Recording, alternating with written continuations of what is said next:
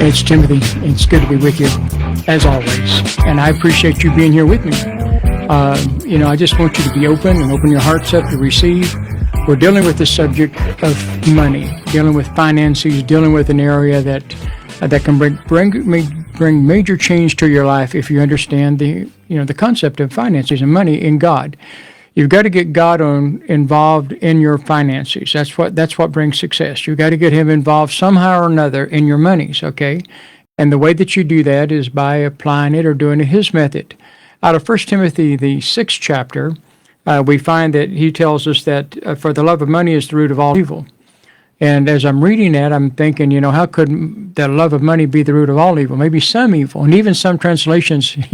But when you read it from the Greek, it's all inclusive. That word "all," it's all there. In other words, it's the root of all evil. Okay, so how could money be the root of all evil? And it's not just once you understand money, then it begins to make a difference in understanding your understanding. So money represents power. So when you think of money representing power, then that's the difference in this. So you begin to understand that money represents power. If you have money, you have power. And if you have power, you have the power to bring a house to you. You have the power to bring a car to you. You have the power to bring clothes to you. You have the power to do things if you have money. And that's what money does. Money represents power. So even from the time our children are small, we start to train them to get an education so they would be able to go out and get that power. So we trust so much in the power of money, and money does have power. Don't let nobody lie to you. Money has power. You've got the power. You can go on vacation. You can buy the car. You can do whatever you want to do. You can have so much power that you don't have good sense. Okay, so, all money does is just facilitates your craziness. If you have some type of craziness, then money just facilitates that so you'll be able to, if you're crazy, then it just allows you to be crazy or whatever. But understanding that money represents power is the reason that it's the root of all evil. It's not money itself, but it's the love of that power. So the love of power is the root of all evil. Power in everything you do. So understanding that brings a good clarity to that. So I'm going down this path in, Luke's Gospel, the 16th chapter.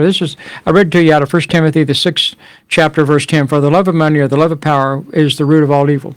That is the root of all evil, is the love of the power. So you got to love God more than you do money. So out of Luke's Gospel, the 16th chapter, verse 13, Luke 16:13, no servant can serve two masters, for either he will hate the one and love the other, or he will hold to one and despise the other. You cannot serve God and money.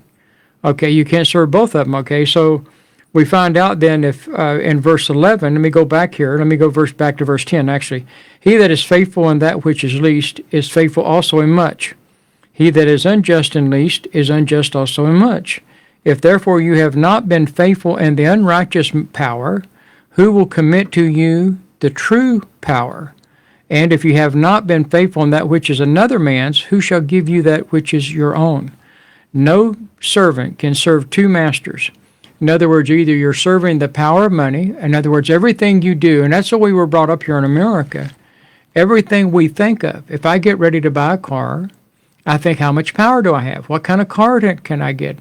I remember in 1973, right after the oil embargo, what happened was the prices went crazy. I'm sure some of you may be old enough to remember that. I mean, you could buy a house for $10,000. Next thing you know, they're $30,000. We bought a Toyota car in 1973, brand new Toyota, for $2,700.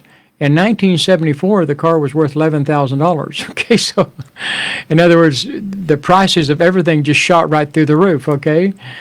So we had been working when we worked in the sawmill, we had been saving our monies to be able to buy a house. The house that we lived in, and thank God for that house. It was a little tiny house.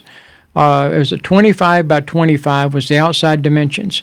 Now it had a lower basement, a dirt basement, but we stored stuff down there and, kept things down there or whatever. We didn't live down there, but we put stuff down there, in other words, to be able to accommodate the house.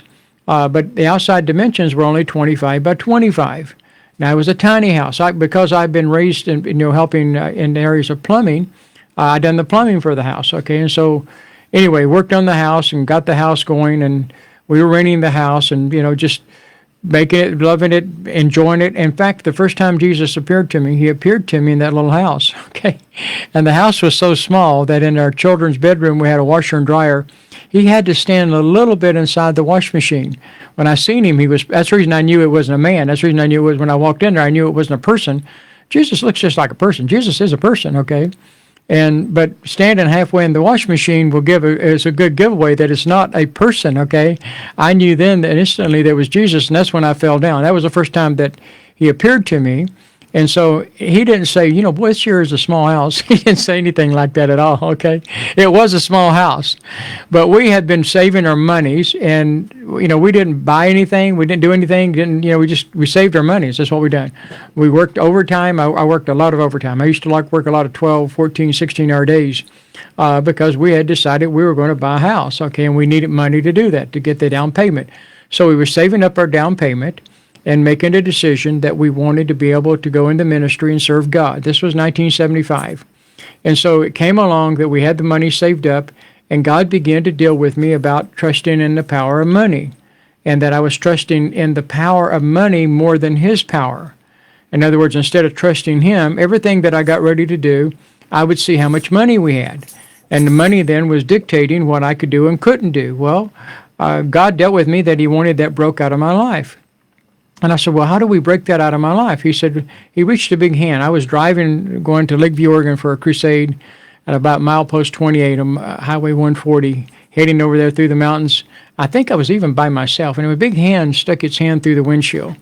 And it was God. It was sunny. It was translucent. It was just this big hand. And he said, give me some money. And I laughed so hard for the next 2 or 3 miles. I laughed uncontrollable because I thought it was so funny that God's got all this money, got the streets of gold, everything that is there money-wise, and he wants some money from me, and I don't have any. I said, you're the guy with the money. I don't have any money. I said, you have all kinds of money. I don't have any money. That's what I'm trying to explain to you, God. I don't have any money. You've got the money, and I don't have any, and that's what I'm trying to get out of my life. He said, I want it broke out of your life. Well, break it out of my life. Give me some money, okay? Trust me with some money. And he said, no, you give me some. I said, this is a strange way. And again, I laughed about it. I thought it was funny that God would ask me for money when I told him I didn't have any. I said, I just explained to you, I don't have the money. Thinking that, I said, well, okay. So God then began to deal with me about, our house. I wanted to trust him for a house. And he dealt with me about the money that we had saved up to make the down payment for the house.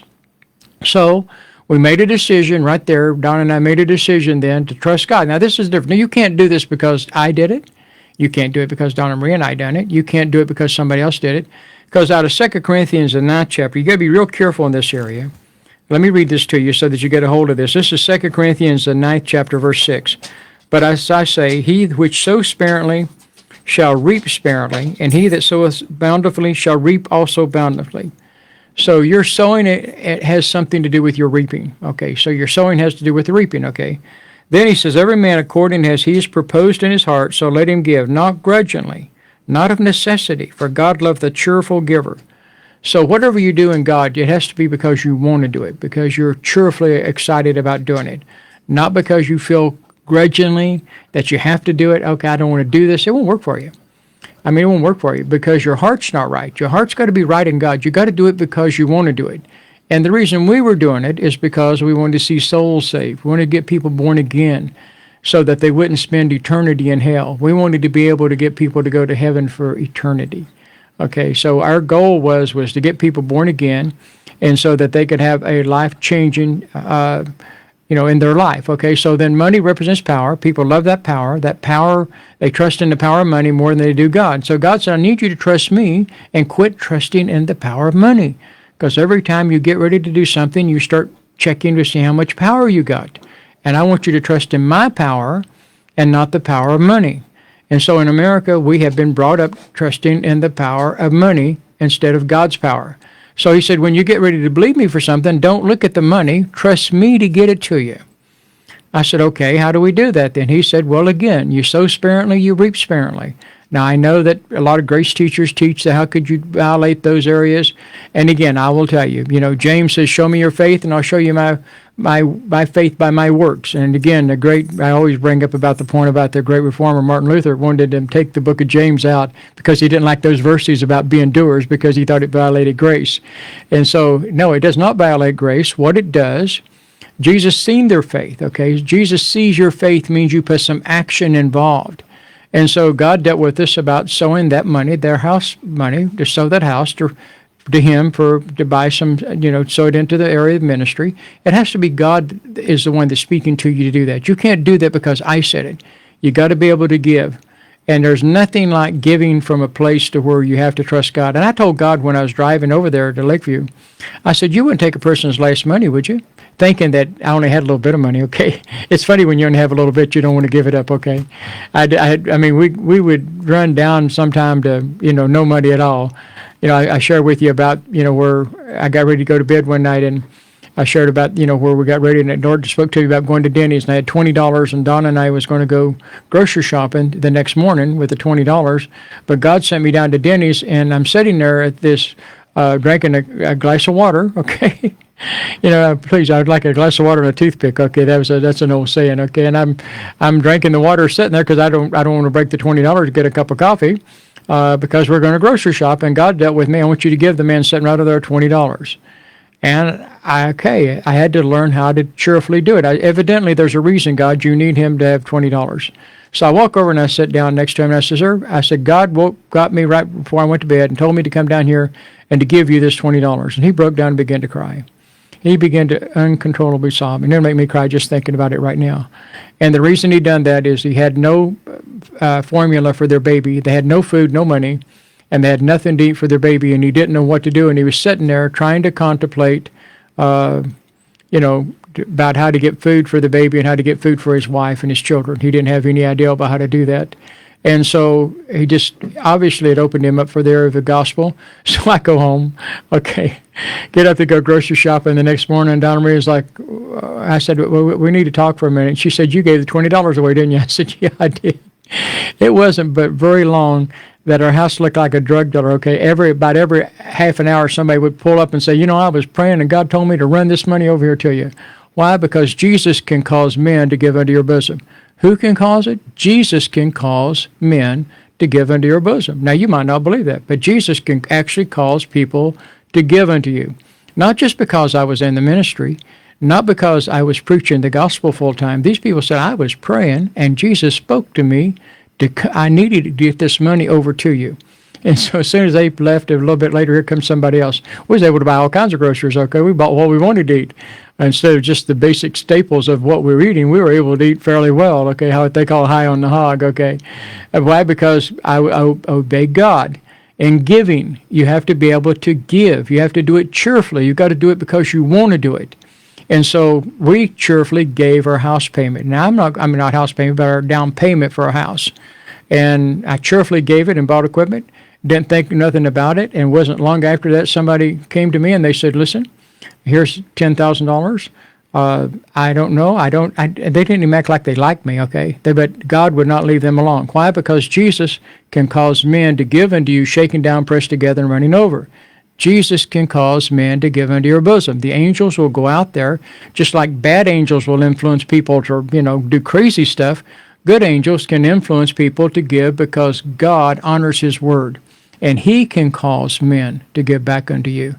And so the guy said, God wouldn't leave me alone. I couldn't sleep, but he told me to get over here and give this to you because it's a down payment for a house, I believe. Sure enough, it's a down payment for a house. We went from having a small little tiny house to a 4-bedroom house, okay? And eventually we went on to the huge home, the huge house, okay? And today we like small houses, okay? You don't need a lot of room, okay? In fact, we live most of the time, even though we have a house now, it's not that small, but we live in our office most of the time out here. We have an office built out here, a side area, part of the house that we spend a lot of time. It's where we write at. We write all the time, and so as a result of writing, that's where we go to. But how did the finances break open? Because Jesus can cause men to give unto your bosom. That's what it takes faith in doing. And I'm not telling you to go give your down payment to your house or give your rent money away. I'm not saying to do any of that. I'm simply telling you that in God, you say, God, I got this money here, and I want to do something with it. And be cheerful about it, and God will find somebody to give money to. Now, this is what the Lord dealt with me.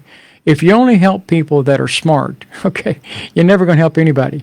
People get broke and they get down and they get crazy because that's how they end up with sometimes no money. Now, not all the time.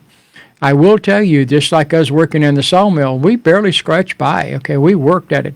I think when I finally went full time in the ministry, I think we were making $5.45 an hour or $5.65 an hour or something like that. Not very much. Okay, I'm looking over Donna Marie. She'd know the numbers. 452. 452, Donna Marie said. Okay, so 452 or 552? $4.52. $4.52. I'm being corrected over here. Okay, so $4.52. Don't you guys agree with her over there? Okay, everybody else is like, oh yeah, okay. They seemed to give her that right, I guess.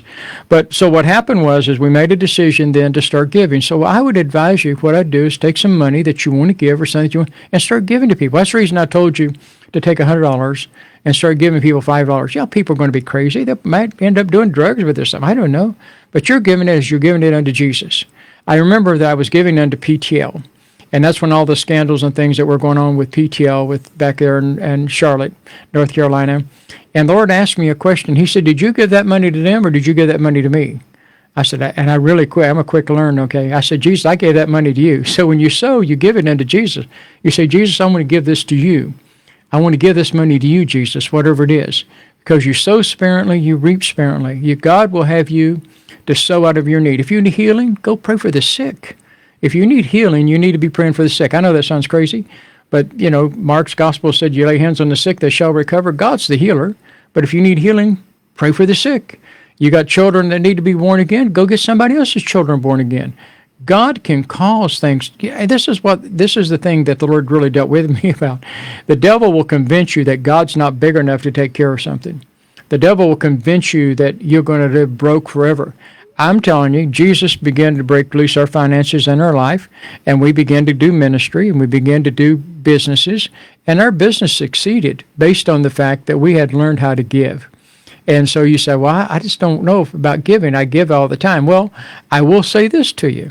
The way that you want to give is when God is dealing with you, when God speaks to you. When you go to God and you say, God, I got this money, I want to give this money. I want to give this part right here. And you'll find then that God will find a place for that, and I guarantee you that He will bring a great release to you. And one of the things I tell people all the time, a good place to sow is just like my good friend, I don't see him here tonight, is Michael Rabel out of Mexico, and maybe it's a good thing he's not there so he can't hear me say this, but that's where you want to sow money at, because missionaries, you don't get no gratification from it. You don't get no glory from it. You give it to a church and they look at you and thank you very much because they know you give. I know churches that they have pastors that do nothing but watch after the large givers. And so not churches that I'm acquainted with or associated with, but just I know of churches that have done that. Baptist churches sometimes really great at that. Okay, they'll pass by a herd of people to get to that person that's giving.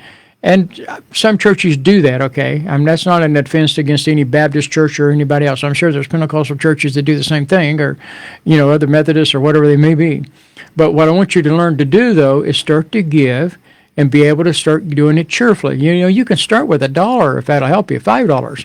And as you start to cheerfully learn to give to somebody, yeah, they might do something crazy with it. They might not even need the money, but you're not giving to them. You're giving it as if you're giving it unto Jesus. Do you remember Matthew's Gospel, the 25th chapter? Jesus, the first words out of his mouth, out of Matthew 25, when he comes, he says, separates the sheep from the goats, and, goats on the left and sheep on the right. Then he says, the next words, within 10 words, he says, I was hungry and you fed me. I was thirsty and you gave me something to drink. I was in prison and you came and visited me. I was in the hospital and you come to visit me. Those are the first words out of Jesus' mouth. He doesn't say, you've been so faithful and you're just so great of a soldier. No, you helped somebody. You were willing to love somebody and you was willing to give. So Jesus can cause men to give unto your bosom. I want to thank everybody for watching tonight. I appreciate that very much. Newman, good to see you watching out of Jack Beach, Florida there. Thank you. Meyer, good to see you. And Brandy, good to see you. And DeAndre, good to see you. That's my niece. You and your mom are in Tazewell, okay? Denver, thank you very much. And then Maddie, thank you very much over in Prosperity Falls. I appreciate you guys watching. So anyway, I want you to start taking some money, like I shared with you. I told you, take $100 and get it broken down into $25 bills, and then just start joyfully learning to give. And so Jesus can cause, and that's what you want to trust. You want to trust in His power and not in the power of money. That brought great change to my life, and it brought great change when I was doing business. And I get into trouble in business and I needed something, then I'd find me someone like a missionary in Mexico, or somebody doing mission work, or somebody doing prison work. You got Newman Smith there that does a lot of prison work. You know, people like that, they go where nobody else wants to go. That's where you want to give so you don't get no gratifications. Hey, thank you for being with me.